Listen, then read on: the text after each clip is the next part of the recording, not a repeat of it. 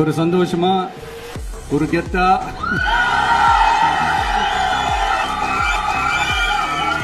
நம்ம இதை ஏத்தி கொண்டாடுவோம். இது வெறும் நம்மளுடைய ஒரு கட்சிக்கான கொடியா மட்டும் இதை நான் பார்க்கலைங்க. தமிழ்நாட்டோட வருங்கால தலைமுறைக்கான ஒரு வெற்றிக்கான ஒரு கொடியா தான் நான் பார்க்கிறேன்.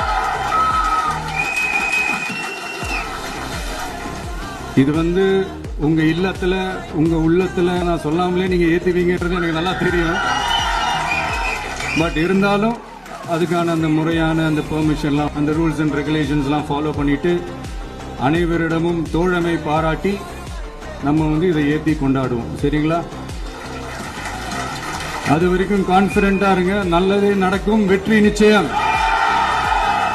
மீண்டும் சந்திக்கும் வரை நன்றி, வணக்கம்.